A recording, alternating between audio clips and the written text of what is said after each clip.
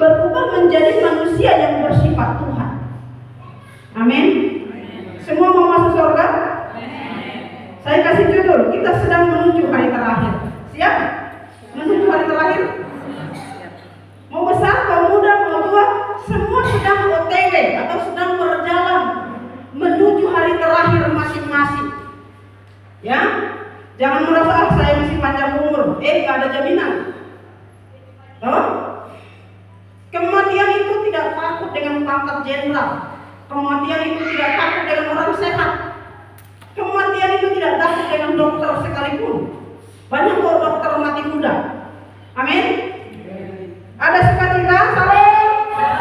Saya merasakan sesuatu yang kurang maksimal. Salam. Itu dong. Itu juga senyum kalau begitu. Oke ya, saya tidak perlu kenalkan diri saya, nanti saja ya. Nanti Bapak Ibu tanya-tanya, oh dia orang ini, dia orang ini. Nanti nggak fokus sama firman. Fokus sama firman aja ya. Tahu nggak tujuan iblis dalam hidup ini apa? Jemaat Tuhan yang di sini, tahu nggak tujuan iblis dalam hidup saudara? Ada yang tahu tujuan iblis dalam hidup saudara? Kalau tidak tahu, kita tidak akan berubah. Kita harus tahu dulu apa sih tujuan iblis. Ibu tahu apa tujuan iblis dalam hidup ibu? Hah? Ibu? Ya, untuk membinasakan, memasukkan kita ke dalam neraka. Itulah tujuan iblis. Tuh. Jadi kalau kita hanya menjadi orang Kristen yang tahu nyanyi, tahu berdoa, tapi tidak tahu firman, bisa binasa kita. Iya toh? Jadi perlu kita belajar firman untuk tahu mana menuju kebinasaan, mana menuju kerajaan surga. Kita buka dulu Mazmur 90 ayat 12. Mazmur 90 ayat 12. Sudah? Di layar masing-masing aja, kita doakan supaya ada layar di depan. Sudah ketemu? Satu orang berdiri, jemaat yang di sini. Bapak-bapak anak muda berdiri dengan suara lantang. Mazmur 90 ayat 12. Ayo, Ibu, saya sudah lihat gerakannya kayak berdiri. Ya.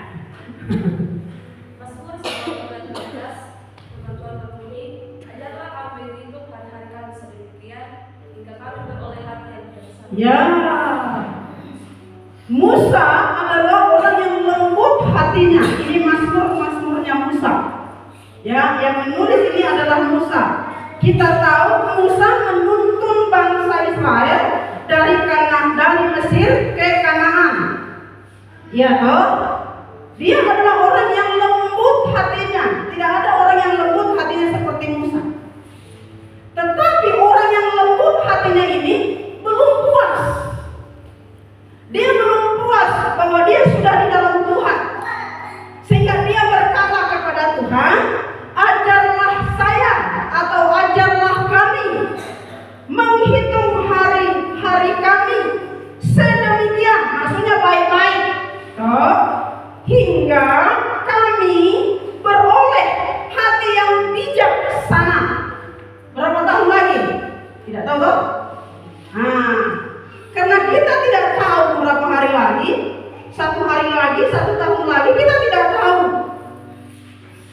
Yang perlu kita mengerti di sini, bijaklah menggunakan kesempatan yang masih ada ini, karena kita tidak tahu waktu yang kita miliki berapa lama lagi.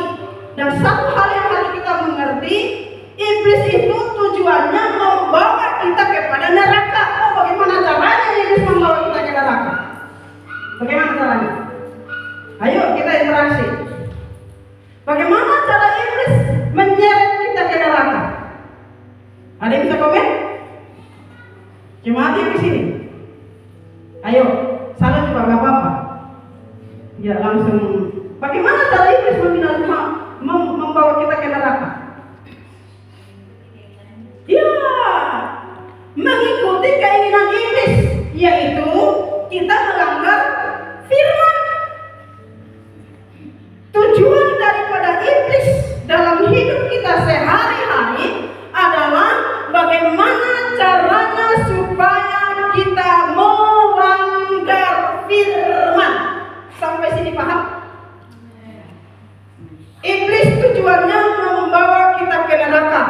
dengan cara bagaimana caranya supaya kita melanggar firman, berbuat dosa, karena upah dosa adalah maut atau neraka. Firman dikerjakan di mana? Dalam kehidupan sehari-hari kan? Jangan bilang kalau sudah ke gereja mengerjakan firman, belum. Itu hanya menerima informasi tentang firman untuk dikerjakan di dalam kehidupan sehari-hari kita. Sampai sini nangkep Bapak Ibu yang dikasih Tuhan? Oleh karena tujuan iblis adalah membuat kita jatuh dalam dosa, maka Tuhan menyuruh kita memiliki hati yang bijaksana. Bangun pagi, apa yang kita siapkan untuk satu hari ini? Apa yang Bapak Ibu persiapkan ketika bangun pagi? Apa yang kita pikirkan? Apa yang kita akan lakukan sepanjang hari ini? Karena hari ke depan dari sekarang atau bangun pagi dari jam 5, setelah kita berdoa mungkin jam 7 sampai nanti kita ketemu lagi malam, kita tidak tahu apa yang terjadi selama 12 jam. Anggaplah 12 jam, kan satu hari 24. Dan kita berinteraksi dengan banyak orang selama 12 jam. Karena mungkin kalau sudah sore pulang ke rumah masing-masing. Tidak ada yang di kebun kalau sudah sore. Yang ada tangannya yang dipacu. Karena gelap. Apakah ketika Bapak Ibu bangun tidur mempersiapkan hati supaya hari ini tidak melanggar firman?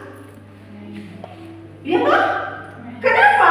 Karena iblis berusaha menjatuhkan kita untuk melanggar firman. Kalau sepanjang hari kita tidak siapkan hati, maka kita akan jatuh dalam dosa. Kalau kita sudah jatuh dalam dosa, maka iblis berhasil membawa kita kepada neraka. Butuh hati yang bijaksana. Jadi kalau mau ngomong sama suami, ngomong sama tetangga, ngomong sama orang, siapapun harus memiliki hati yang bijak supaya tidak punya sikap hati yang berdosa. Misalnya, Bu Seri lagi ada gangguan hati. Misalnya, toh, ini biasa kan ibu gembala kalau salah ngomong kan panjang urusannya. Ya toh? Misalnya Bu Gembala salam, pagi Bu, ini Bu Serli lagi mikirkan sesuatu sehingga suara di sekitarnya dia tidak dengar, tidak disautin. Apakah Bapak Ibu sakit hati dengan Ibu Gembala yang tidak menyapa balik? Tergantung apa nih? Yang digantung.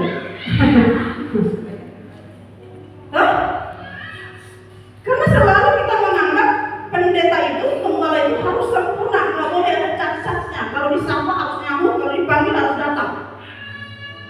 Kalau kalah itu ini, ya kan? Ketika beliau misalnya ada sedang merenungkan firman, terus ada jemaat datang, Bu, selamat pagi. Nah ini firman masih terngiang di renungan beliau, sehingga dia tidak mendengarkan suara jemaatnya, tapi terus dia merenungkan firman yang sementara dia renungkan, dan dia tidak menyambut jemaatnya.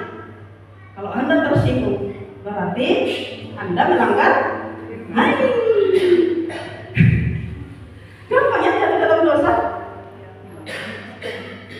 Makanya Tuhan mengajari kita, jagalah matamu. Karena mata kita ini kalau gelap seluruh tubuh kita. Kenapa mata kita ini menjelaskan kepada kita? Kenapa itu kalau Ibu Gembala sudah tahu dekat sekali cuma 1 meter, salam, selamat pagi. Kenapa dia tidak menyambut? Mata melihat dan menjelaskan kepada kita sehingga kita jatuh dalam dosa. Hati-hati dengan mata. Sampai sini bisa lengkap? Ibu-ibu, bapak-bapak.